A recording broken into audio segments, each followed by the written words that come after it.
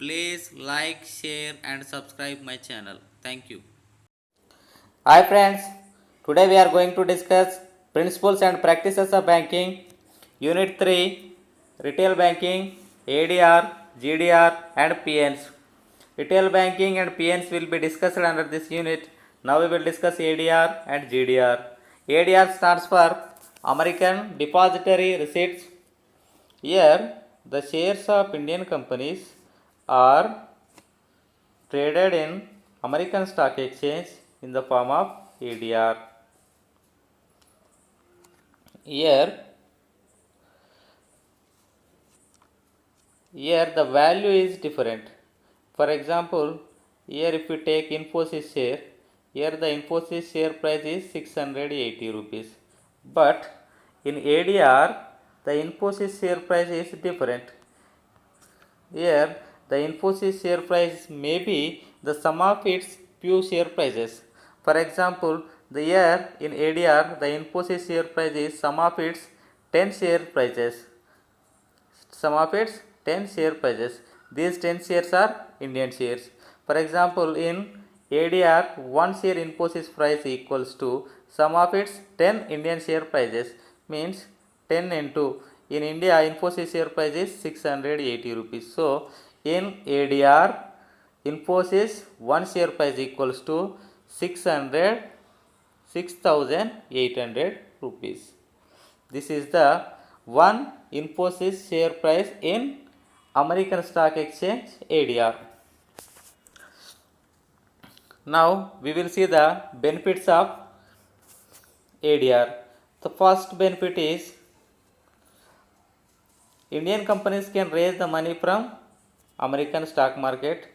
Here the American individuals can invest in Indian companies without following the guidelines of SEBI and Government of India.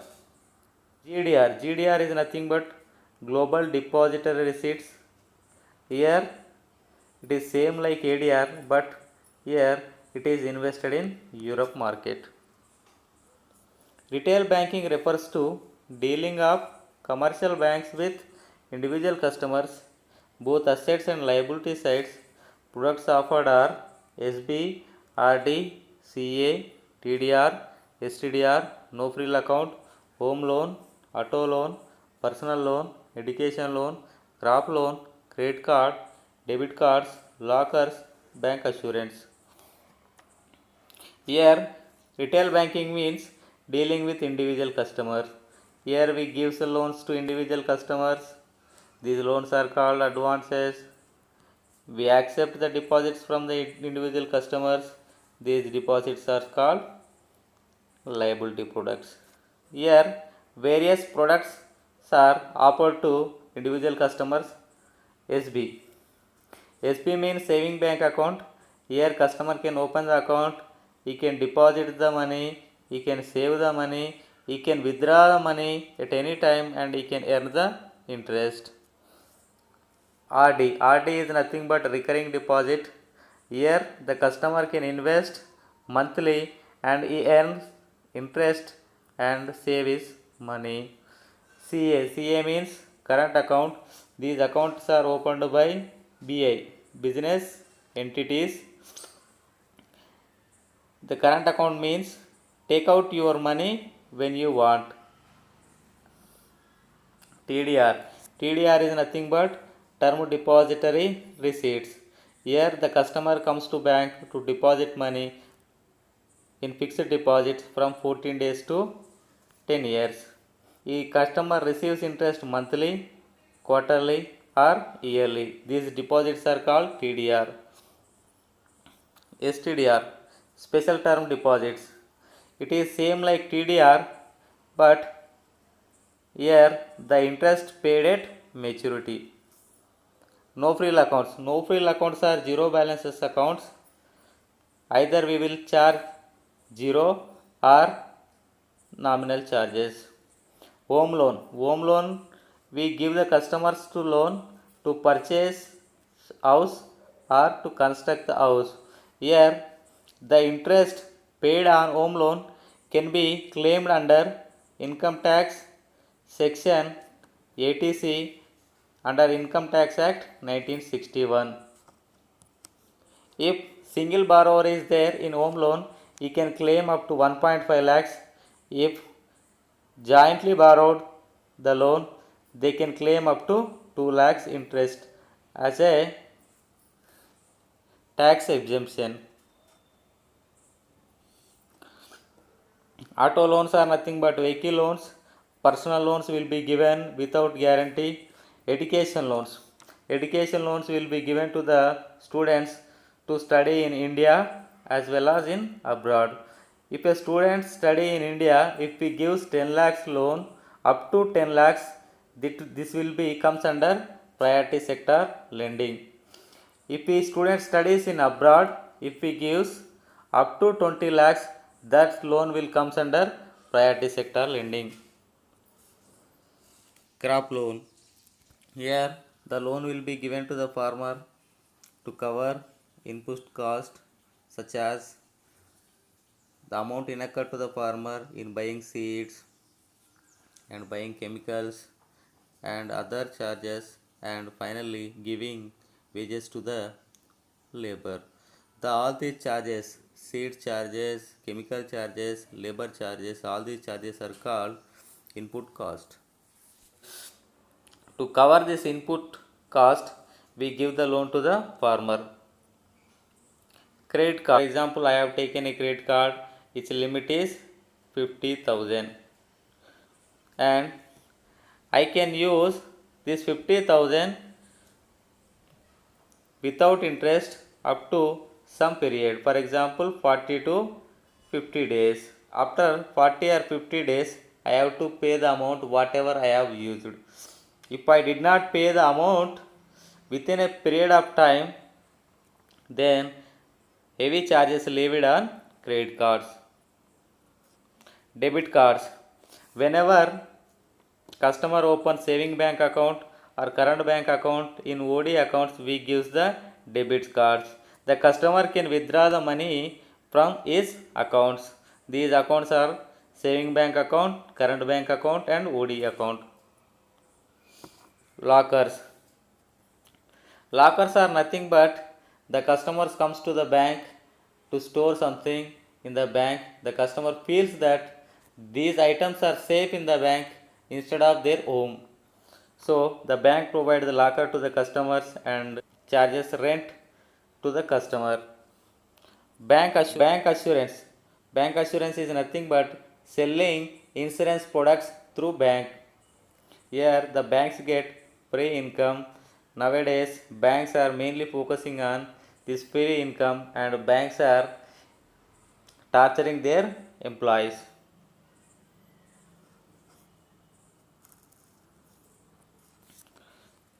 Wholesale banking or corporate banking or commercial banking refers to doing banking business with industrial and business entities, mostly corporates and trading houses, including multinational, domestic business houses, prime public sector companies. Products offered are LC, BG, collection of bills, documents, forex desk, tax collection, RTGS, term lendings, etc. Here, wholesale banking. Wholesale banking means we are dealing with big customer. This is nothing but wholesale banking. In wholesale banking, we deals with mostly with corporate and trading houses, and we deals with including multinational companies, domestic business houses, prime public sector companies, prime public sector companies. Now we will discuss about the wholesale banking products. Wholesale banking offers different products. The first one is LC, letter of credit, BG, bank guarantee, collection of bills and documents, forex days, tax collection, RTGS, term lending. Now we will discuss LC. LC is nothing but letter of credit.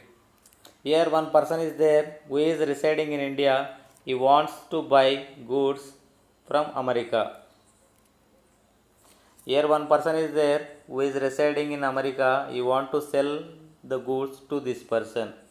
Here, buyer does not have confidence on seller and seller does not have confidence on buyer. Buyer worries about that after sending the money whether seller will send the goods or not. Seller worries about that after sending the goods whether buyer will pay the money or not. In this process, the LC will be come into the picture. Here, the buyer goes to a bank and open an LC. This bank is called opening bank and issuing bank. Here, another big bank is there. This bank is nothing but advising bank. This bank checks the authenticity of the LC, whether the product as mentioned correctly and whether the name, all details are entered correctly or not. After this process, this LC will be transferred to seller. Here, after receiving the LC, the seller sends the goods by ship or air. Whenever he is sending, he has a document. In the document, so many things are mentioned, like what are the products he is sending, what is the quantity of the products, what is the seller name, all these things are mentioned. This bill is nothing but bill of lading. Here the seller sends this bill of lading to this bank. This bank is nothing but nominated bank or negotiated bank. This bank, after receiving bill of lading, it pays the amount to seller. Sometimes nominated negotiating bank and advising bank both are same. Here, after paying the money to the seller, this nominated and negotiating bank sends the document to the opening and issuing bank. Opening and issuing bank receives the bill of lading and this opening and issuing bank sends this bill of lading to the buyer. Here, buyer receives bill of lading from opening bank and the buyer checks bill of lading whether the seller is sending same product or not and whether is selling same quantity is not, and if all the details checked by the buyer, if the buyer feels every detail is correct, then he do the payments to opening bank. The opening bank do the payment to negotiated bank or nominated bank, which is already paid the amount to the seller. Here the banks mainly deals with documents. The banks not bothered about goods. Here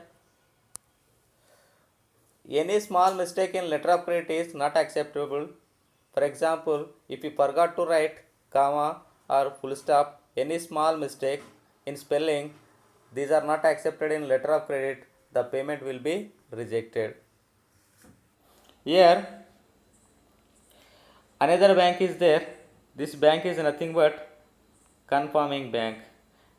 Whenever opening bank and issuing bank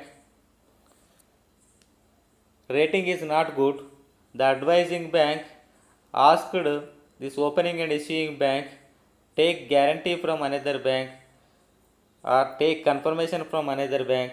That bank is nothing but confirming bank. This is the process of LC. Now we will discuss what is the benefit for bank in LC. Here bank has collateral FD. Before issuing letter of credit to the customer, bank has collateral FD. So there is no chance to bank that they may lose the money. Here bank charge fees, so banks get income. LC followed the guidelines of ICC. ICC means International Chambers of Commerce. Here now we will discuss about the LC types. There are so many types of LC.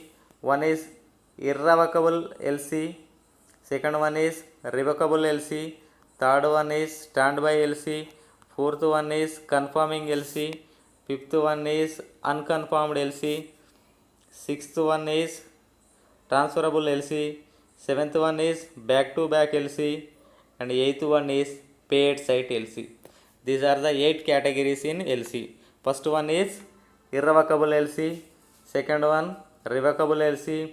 Third one standby LC. Fourth one confirmed LC.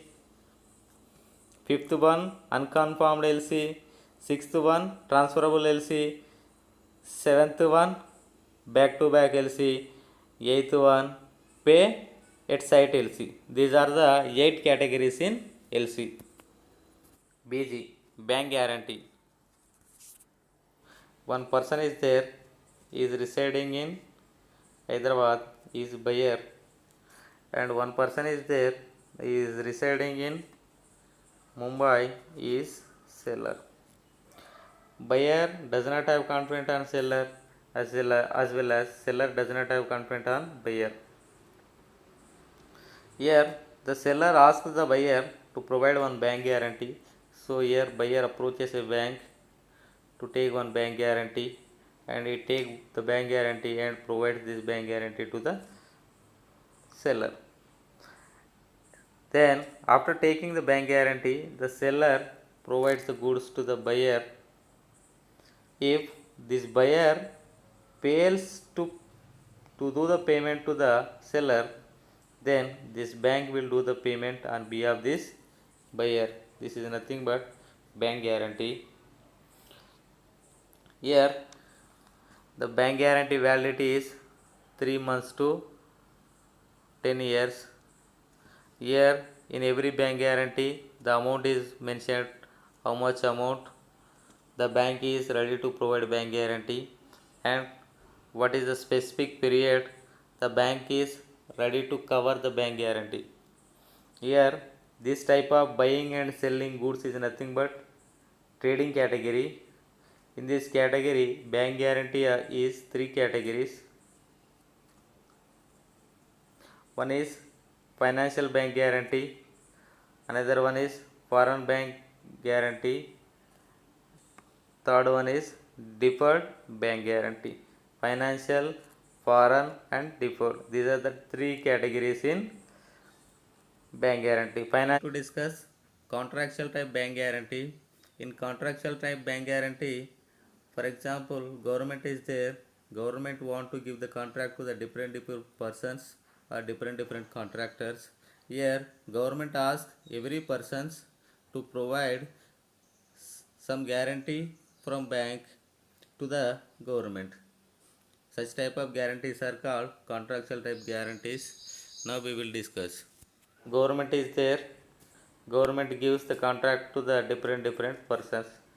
This is person is A, this person is B, this person is C. Here in this guarantee, bank guarantee, there are 3 types are there. Bid bond bank guarantee, another one is advance payment bank guarantee, another one is performance based guarantee. Here government offers bids from the different people, and while accepting the bids, the government asks the people to provide one guarantee. That guarantee is nothing but bid bond guarantee. Means if this person owns the bid, and after that he said that I don't want to do the contract, then the banks can claim money from the bank which provides the bid bond bank guarantee. Next to advance payment bank guarantee. In big projects, if this person gets the contract, then he asks the government that the project is very big, so I require some amount from you. Then government provides amount to this person. Before providing the amount to this person, government asks some guarantee. That guarantee is nothing but advance payment guarantee. If he fails, then the banks will collect money from the bank which provides the advance bank guarantee. The third one is performance. For example, this person owns the contracts and he performs the duty, but in the duty there may be damage and incomplete work is there, then the government can revoke the bank guarantee and the government can claim the money from the bank who provide the performance bank guarantee. These are the types in the bank guarantee. Collection of bills and documents means collection of bills means a bank will collect the bills on maturity date on behalf of companies. It is nothing but paying an electricity bill or water bill in the bank. Forex desk is nothing but buying and selling the foreign currencies. Tax collection on behalf of government, bank will collect the tax. RTGS is nothing but real time gross settlements. Here the amount is 2 and above 2 lakhs.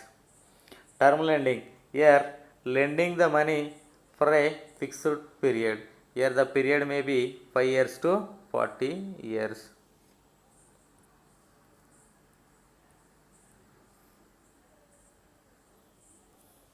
International banking refers to dealing in cross-border transactions. For example, one bank is there, SBI bank is there, one person is there in Nepal. If this bank is there in India, if it is able to provide financial products to this person who is residing in Nepal, then this type of transaction is called cross-border transaction. This entire banking is called international banking. Universal banking offers all types of financial products like mutual fund, capital market related products including share broking, commodity broking, sale of gold bullion, government corporate bonds, merchant banking, general banking, insurance, both life and non-life under one roof. Here, universal banking is nothing but providing all financial products. If one bank provides all financial products, then that bank is called universal bank. What SBI bank provides mutual fund, SBI mutual fund is there, and capital market products, SBI capital is there, and commodity broking like buying and selling of commodities such as gas, oil, gold, and government corporate bonds. SBI issues the government and corporate bonds, and merchant banking. Merchant banking is nothing but on behalf of company it will do some transactions. What are the transactions? Raise finance. If a company requires some money, it go to one merchant bank. On behalf of this company, it raise the money. And project management. If this company is unable to manage the project, then merchant bank manage the projects on behalf of this company. Then portfolio management. If this company has money, if it is unable to manage its funds and unable to do the investment on behalf of this company, the bank can do the investment. Such type of called portfolio investment. All these things are comes under merchant banking. General banking is nothing but giving loans and taking deposits. And insurance products are life insurance and non-life insurance. Here finally SBI bank is providing all financial products, so we can call SBI bank as a universal bank.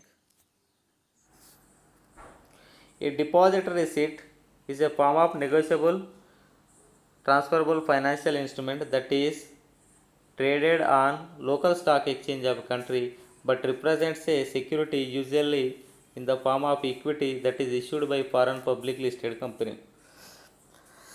Now we will discuss about the depository receipts. Depository receipts. Here one Indian company is there. Indian company as one domestic custodian. Domestic custodian, what domestic custodian does is you hold the shares and do all paperwork. Next, this domestic custodian has a counterpart in America, who is nothing but overseas depository. Here, this Indian company is there. Indian company as domestic custodian is domestic custodian. Domestic custodian, what he will hold the shares and do all paperwork. This domestic custodian has a counterpart in America. This counterpart is nothing but overseas depository. Next, whenever this company, Indian company, want to issue the shares, it informs the domestic custodian, then domestic custodian informs the overseas depository.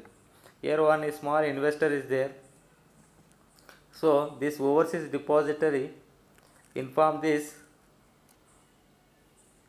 small investor in America, then this investor invests this money in overseas depository, then this overseas depository provides one acknowledgement. This acknowledgement is nothing but depository receipt. Participatory notes are like contract notes. They are issued by the FI entities to that want to invest in Indian stock market but do not want to register themselves with SEBI. Now we will discuss participatory notes. Here SEBI is there, Security Exchange Board of India. Foreign institutional investor is residing in America. These are big people. One small investor is there in America. Here this foreign institutional investor are registered with SEBI, so they can invest in stock market. Here one small investor is there who want to invest in Indian stock market, but he don't want to register. So what he will do, he will give this money to the foreign institutional investor. What foreign institutional investor do? He invest money in the market on behalf of this person. So this foreign institutional investor provide one small certificate. So that is nothing but participatory notes. FIs are not allowed to issue participatory notes to Indian national or overseas corporate bodies because majority are owned controlled by NRIs. If participatory notes will be given to the American nationals, these participatory notes are not given to the NRIs and overseas corporate bodies because these are having many companies in India. Please like, share and subscribe my channel.